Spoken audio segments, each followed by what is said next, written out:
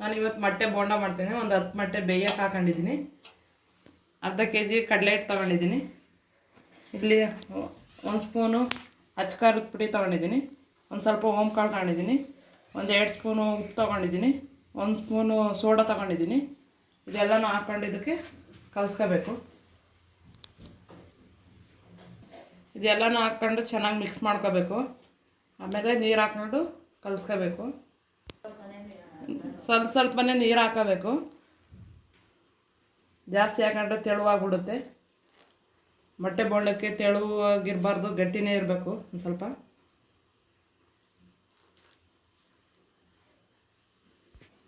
ಕಡಲೆ ಹಿಟ್ಟು ಚೆನ್ನಾಗಿ ಮಿಕ್ಸ್ ಮಾಡಿ ಕಲಸಿ ಇಟ್ಕೊಂಡಿದ್ದೀನಿ. ಈ ಥರ ಕಲಿಸ್ಕೋಬೇಕು ನೋಡಿ. ಮೊಟ್ಟೆಗೆ ಹತ್ಕೋಬೇಕು ಅದು ಹಿಟ್ಟು. ಈ ಥರ ಕಲಿಸ್ಕೊಂಡಿದ್ದೀನಿ ನೋಡಿ. ಜಾಸ್ತಿ ನೀರು ಥರ ಕಲಿಸ್ಬಾರ್ದು, ಸ್ವಲ್ಪ ಗಟ್ಟಿನೇ ಇರಬೇಕು.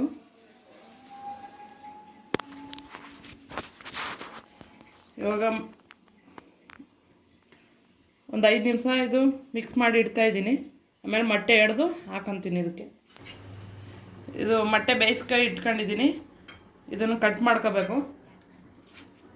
ಇದು ಚಿಕ್ಕದಾಗಿ ಕಟ್ ಮಾಡಿ ಇಟ್ಕೊಂಡಿದ್ದೀನಿ. ಇವಾಗ ದೊಡ್ಡದಾಗಿ ಕಟ್ ಮಾಡ್ಕೊತಾ ಇದ್ದೀನಿ. ಚಿಕ್ಕದಾಗಾದರೆ ಬಿಚ್ಚೋಗುತ್ತೆ ಅದು. ಎಣ್ಣೆ ಕಾಯಕ್ಕೆ ಇಟ್ಕೊಂಡಿದ್ದೀನಿ.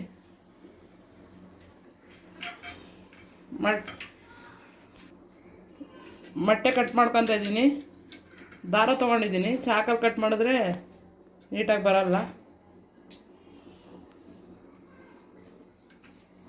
ಒಂದೊಂದೇ ಮೊಟ್ಟೆ ತೊಗೊಂಡು ಹಿಂಗೆ ಇವಾಗ ಎಣ್ಣೆಗೆ ಹಾಕೊತಾ ಇದ್ದೀನಿ.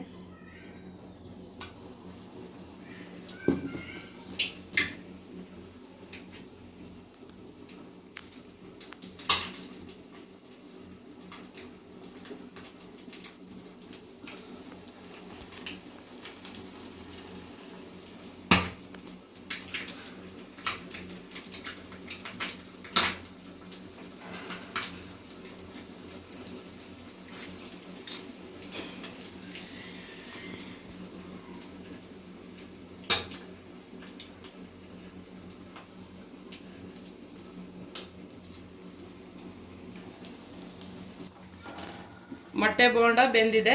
ಇವಾಗ ಒಂದು ಪ್ಲೇಟ್ಗೆ ಎತ್ಕೊತಾ ಇದ್ದೀನಿ.